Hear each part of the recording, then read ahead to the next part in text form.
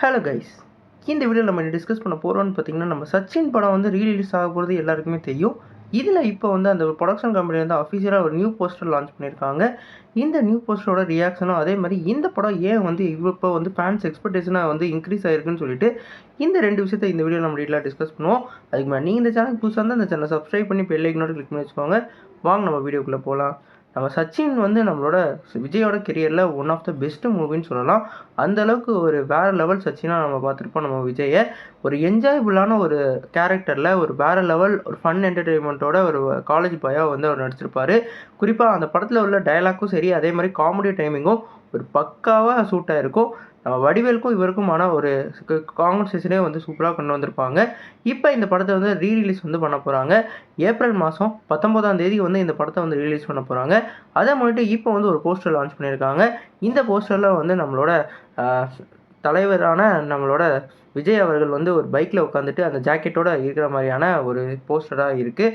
இந்த படத்தை நம்ம தரணி அவர்கள் தான் வந்து ப்ரொடியூஸ் பண்ண போகிறாங்க. இந்த படத்தோட ரீரிலீஸ்க்காக நம்ம ஃபேன்ஸ்லாம் வெறித்தனமாக பங்கமாக வந்து காத்துக்கிட்டு இருக்காங்க. குறிப்பாக கில்லியோட ரீரிலீஸ்லேயே நமக்கு தெரியும் நம்ம தளபதியோட கல்ட் மூவிக்கெலாம் என்ன மாதிரி வந்து ரெஸ்பான்ஸ் கிடைக்கும்னு சொல்லிட்டு. இந்த படமும் அந்த மாதிரி ஒரு படம் தான். இப்போ நம்ம வந்து முதல்ல பார்க்க போகிறது இந்த படம் ஏன் வந்து ஒரு கல்ட் மூவியாக இருக்குன்றதை பார்க்கணும். இந்த படத்தில் வந்து ஒரு பியூரான ஒரு மாஸ் கமர்ஷியலான ஒரு படம் மாதிரி எப்பயும் போல் ஸ்டார்டிங்கில் ஒரு மாஸான இன்ட்ரோ கிடையாது, ஒரு மாஸான இன்ட்ரோல் பிளாக் கிடையாது. குறிப்பாக சொல்லணும்னா அந்த கேரக்டருக்கான எலிவேஷனே இந்த படத்தில் கிடையாது. ஆனாலும் இந்த படம் வந்து ஒரு வேறு லெவல் படம்னு சொல்லலாம். குறிப்பாக நம்மளோட வாழ்க்கைக்கு நெருக்கமான ஒரு கேரக்டர் எப்படி நம்ம பார்ப்போமோ அந்த மாதிரி ஒரு காலேஜ் ஸ்டூடெண்ட்டை வந்து அந்த டெரிவ் பண்ணி எடுத்திருப்பாங்க. அதுக்கு வந்து ஆப்டாக நம்ம விஜய் அவர்களும் வேறு லெவலில் நடிச்சிருப்பாங்க. இந்த படத்தில் வந்து ஸ்டார்டிங்லேருந்து எண்டிங் வரைக்கும் அந்த லவ், காமெடி, அதே மாதிரி எமோஷன்னு சொல்லிட்டு இந்த 3 இதையும் வந்து வேறு லெவலில் வந்து கொண்டு வந்திருப்பாங்க. ஃபேன்ஸ் எதிர்பார்க்குறது இந்த படத்தில் அந்த சாங்ஸ் எல்லாம் பக்காவான தெரியாக இருக்கும். குறிப்பாக வாடி வாடி சாங்லேருந்து எல்லா சாங்குமே ஃபேன்ஸ் தரப்புலேருந்து ஆடுற மாதிரியான சிங்கிளாக தான் இருக்கும். அதனாலேயே இந்த படத்தை வந்து எதிர்பார்த்துக்கிட்டு இருக்காங்க. இந்த படமும் கில்லி படத்தோட ரெக்கார்டை கண்டிப்பாக வந்து முறியடிக்கிற அளவுக்கு ஒரு வேறு லெவல் கலெக்டாக வந்து கண்டிப்பாக கலெக்ட் பண்ண போகுது.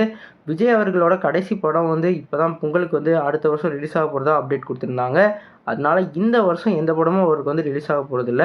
அதனால் இந்த ரீரிலீஸ் படத்தையே வந்து அவங்க வந்து ரிலீஸாக வந்து அவங்க கன்வெர்ட் பண்ணி ஃபேன்ஸ் எதிர்பார்ப்பு வேறு லெவலில் இன்க்ரீஸ் ஆகிருக்கு. இன்னொன்று பேசிக்காக வந்து சொல்லணுன்னா இந்த ஏப்ரல் மாதம் தான் நம்மளோட குட் பேட் அக்லியான அஜித் படத்தும் லான்ச் பண்ண போகிறாங்க. அதனால் அஜித் வர்சஸ் விஜய் இந்த காம்பினேஷன்லேயும் நடக்க போகுது. அதனால் எந்த படத்துக்கு வந்து வசூல் கூட போகுது நம்ம வெயிட் பண்ணி தான் பார்க்கணும்.